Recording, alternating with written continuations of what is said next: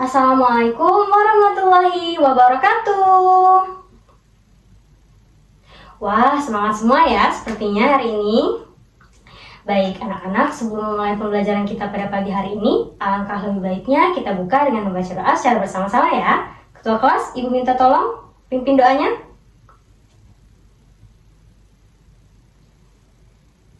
Baik, selanjutnya Ibu mau tanya siapa yang tidak masuk hari ini? Ada yang tidak masuk? Ada yang izin sakit mungkin? Tidak ada, semuanya masuk ya berarti? Alhamdulillah, semuanya sehat-sehat. Anak-anak bagaimana kabarnya hari ini? Alhamdulillah semuanya pada semangat hari ini. Mau belajar ya? Selanjutnya Ibu mau tanya, anak-anak pernah tidak lihat sampah yang berserakan di sekitar rumah? Pernah. Kalau misalkan lihat sampah berserakan, apa yang dirasakan anak-anak? Tidak enak dilihat, betul. Iya, bau, Bu. Iya, aromanya tidak sedap ya kalau misalkan ada sampah yang bertumpuk. Pasti anak-anak bertanya-tanya, kenapa Ibu baru mulai kok udah tanya pernah lihat sampah berserakan atau tidak? Nah, jadi pertanyaan Ibu tadi ada hubungannya sama materi kita pada hari ini. Sebelumnya di minggu kemarin atau di pertemuan sebelumnya, kita sudah mulai membahas tentang bab 8 yaitu Bumiku Sayang, Bumiku Malang, khususnya pada topik A yaitu bumi berubah.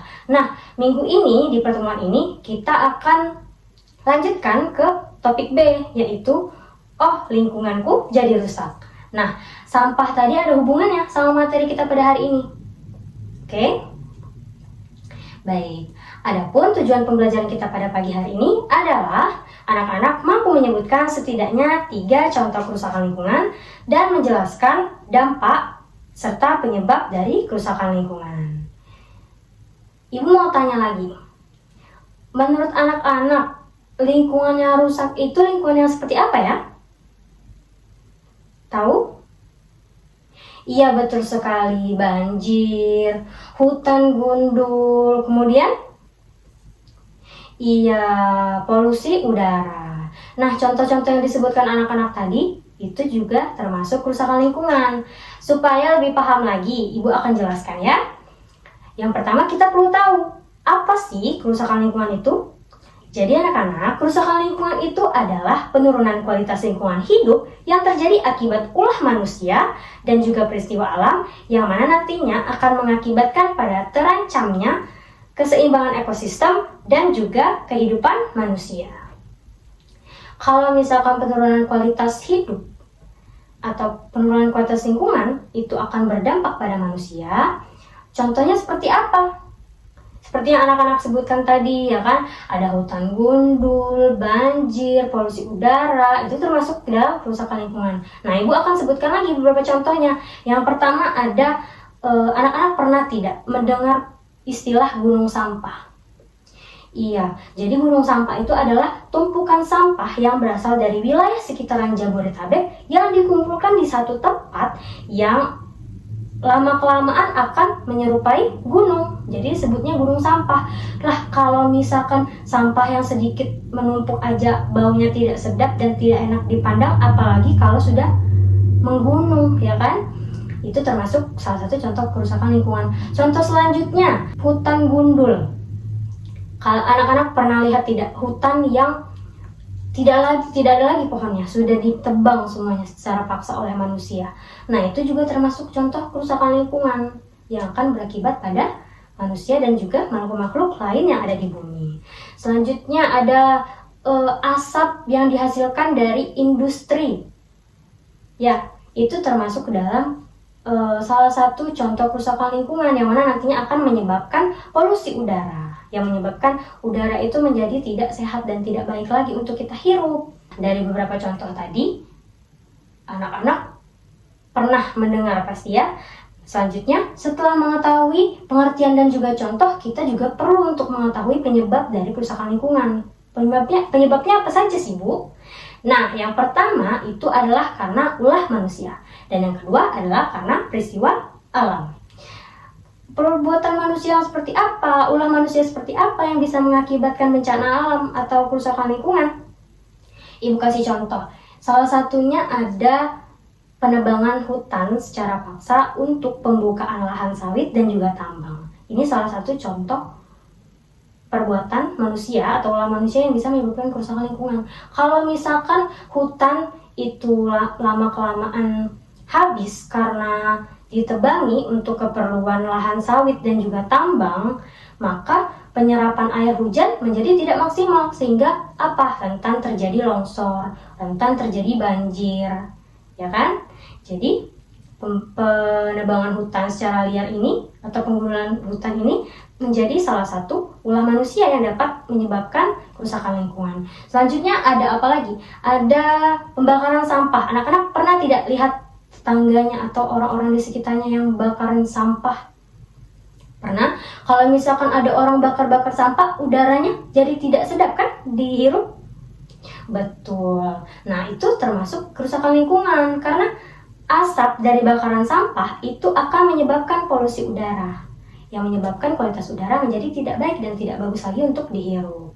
Selanjutnya, selain dari penyebab kerusakan lingkungan akibat ulah manusia, kita juga perlu tahu bahwasanya lingkungan juga bisa menjadi rusak akibat peristiwa alam. Seperti apa? Tsunami, gempa bumi, atau letusan Gunung Merapi. Yang mana akan diperparah oleh ulah manusia, yang mana bisa mengakibatkan kerusakan lingkungan. Nah, setelah mengetahui pengertian, contoh, penyebab, kita juga harus tahu dampaknya apa saja sih. Nah, menurut anak-anak, kalau misalkan lingkungan rusak, itu yang terdampak apakah hanya manusia saja? Tidak kan? Jadi, kalau misalkan lingkungan kita rusak, itu yang terdampak bukan hanya manusia, tapi juga hewan dan tumbuhan. Kalau misalkan dampaknya bagi manusia, apa saja ya, Bu? Jadi dampaknya pada manusia itu yang pertama adalah kesehatan masyarakat. Kalau misalkan lingkungan rusak, ya kan, seperti tadi kualitas udara yang buruk atau kualitas air yang buruk akan mengakibatkan timbulnya penyakit-penyakit seperti penyakit pernafasan, penyakit kulit, ya kan? Hal tersebut ditimbulkan atau menjadi dampak dari kerusakan lingkungan. Selanjutnya adalah krisis sumber daya. Kalau misalkan lingkungan rusak, otomatis sumber daya yang tadinya bisa dimanfaatkan, bisa dikelola, bisa dikonsumsi secara langsung, maka tidak akan bisa dikonsumsi, dikelola, dan juga dimanfaatkan.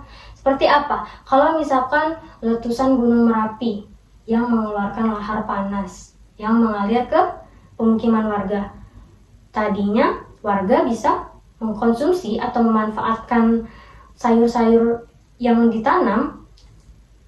Nah, kalau misalkan sudah terkena lahar panas, otomatis sayurannya mati dan tidak bisa dikonsumsi dan tidak bisa dimanfaatkan lagi untuk dijual dan lain sebagainya. Lalu selanjutnya bencana alam.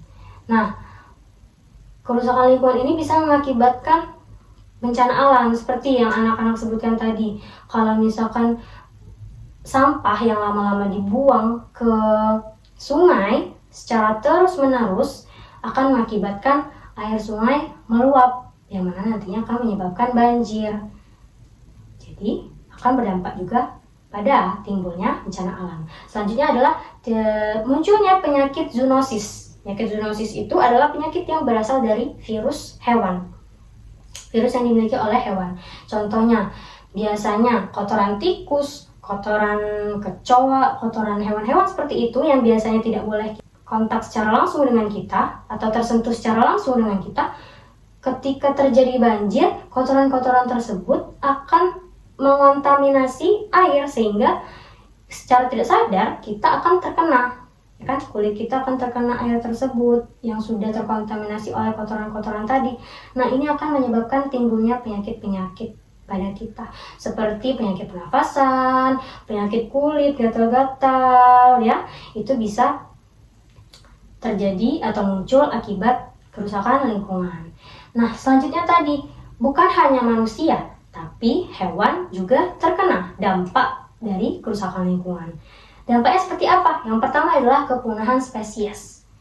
Kalau misalkan hutan atau lingkungan atau rumah yang tadinya menjadi tempat tinggal hewan-hewan ini dihabiskan atau dipotong pohonnya secara paksa, Jadi sumber-sumber makanan dan juga tempat tinggal dari hewan-hewan ini hilang, yang mana lama-kelamaan mereka akan mati kelaparan karena sumber makanannya sudah tidak ada, sudah habis.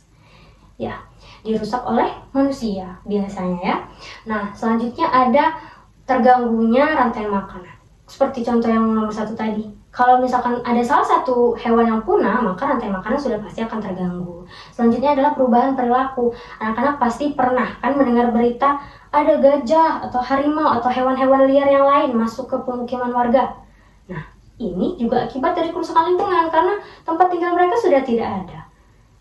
Sumber daya atau sumber makanan mereka sudah tidak ada. Jadi mereka lari ke pemukiman warga untuk mencari makanan. Selain manusia dan juga hewan, tumbuhan juga pasti terkena dampak dari kerusakan lingkungan. Yang pertama adalah degradasi hutan atau penurunan kualitas hutan. Seperti tadi, kalau misalkan pohon-pohon itu ditebang secara paksa dalam skala yang besar, maka penyerapan air hujan tidak akan optimal sehingga akan rentan terjadi longsor dan juga banjir biasanya. Selanjutnya adalah kerusakan flora. Sudah pasti kalau misalkan lingkungan rusak, seperti tadi lahar panas dari letusan gunung Merapi tadi, itu kan akan menyebabkan kerusakan pada tumbuhan. Nah, anak-anak, tadi kita sudah belajar apa saja? Iya, pengertian kerusakan lingkungan, kemudian contoh-contoh kerusakan lingkungan, lalu penyebab dan juga dampak dari kerusakan lingkungan. Nah, anak-anak semua udah paham? Atau masih ada yang bingung? Bu, saya masih bingung, boleh ditanyakan? Tidak ada? Sudah paham semua? Alhamdulillah kalau paham semua. Nah, karena tadi kita sudah belajar tentang kerusakan lingkungan, apa saja tadi? Ya, kerusakan lingkungan adalah penurunan kualitas lingkungan hidup yang bisa diakibatkan oleh ulah manusia atau peristiwa alam yang akan menjadikan atau berakibat pada terancamnya keseimbangan ekosistem dan kehidupan manusia. Selanjutnya contohnya tadi ada penggundulan hutan, ada banjir, polusi udara. Ya betul, seperti yang sudah anak-anak sebutkan tadi kan? Iya, selanjutnya ada penyebabnya. Penyebabnya bisa karena ulah manusia dan juga peristiwa alam. Tuh, dampaknya terjadi atau dampaknya akan dirasakan bukan hanya oleh manusia ya, tapi juga dirasakan oleh tumbuhan dan juga hewan. Jadi hari ini kita sudah membahas tentang apa itu kerusakan lingkungan, contoh-contoh dari kerusakan lingkungan, penyebab dari kerusakan lingkungan, dan juga dampak dari kerusakan lingkungan.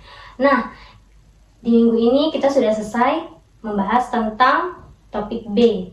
Di pertemuan selanjutnya atau di minggu selanjutnya kita akan membahas topik C, yaitu permasalahan lingkungan mengancam kehidupan. Nah, itu akan kita pelajari di pertemuan selanjutnya ya. Di rumah anak-anak boleh baca-baca lagi, baik materi yang dipelajari hari ini, atau materi yang akan dipelajari nanti, atau materi yang sudah dipelajari sebelum-sebelumnya. Dibaca-baca lagi supaya tidak lupa, supaya nanti kalau ibu tanya-tanya anak-anak bisa jawab. Oke? Iya. Ibu terima kasih sekali, hari ini anak-anak sudah hebat, sudah semangat untuk belajar ya. Iya, hebat sekali semuanya. Minggu depan juga harus tetap semangat, jangan malah minggu depan jadi lesu, nggak semangat lagi ya, harus semangat terus belajar, oke? Oke, baik.